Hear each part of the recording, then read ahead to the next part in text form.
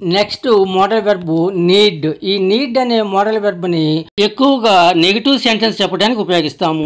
You need not come, నువ్వు రావాల్సిన అవసరం లేదు. నీడ్ నాట్ అవసరం లేదు. దే నీడ్ నాట్ డూ, వాళ్ళు చేయవలసిన అవసరం లేదు ద వర్క్, ఏదైనా పని. ఇట్లా నెగిటివ్ సెంటెన్స్కి నీడ్ అనే మోడల్ వెర్బ్ని ఉపయోగిస్తాము.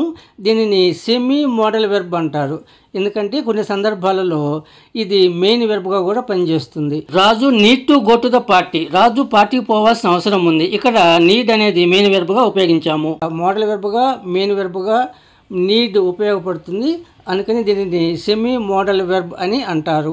Next be able to.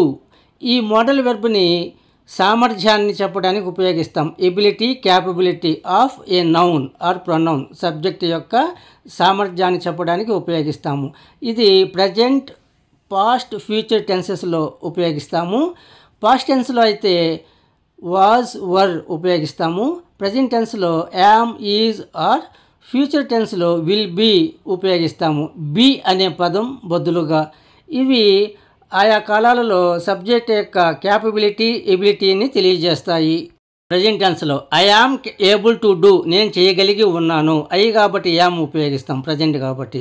You are able to complete, నువ్వు పూర్తి చేయగలిగి ఉన్నావు. యు ప్లూరల్ కాబట్టి ఆర్ ఉపయోగిస్తాం ప్రజెంట్ టెన్స్లో. Raju is able to speak English, Raju English మాట్లాడగలిగి ఉన్నాడు. రాజు అనేది హీ, షీ, ఇట్ సబ్జెక్ట్ కాబట్టి ఈజ్ ఉపయోగించాం. ఈ మూడు వాక్యాలు ప్రజెంట్ టెన్స్. పాస్ట్ టెన్స్లో I was able to do, నేను చేయగలిగి ఉండినాను. పాస్ట్లో ఏదో ఒక సమయంలో, లాస్ట్ మంత్, లాస్ట్ ఇయర్ ఏదైనా కావచ్చు.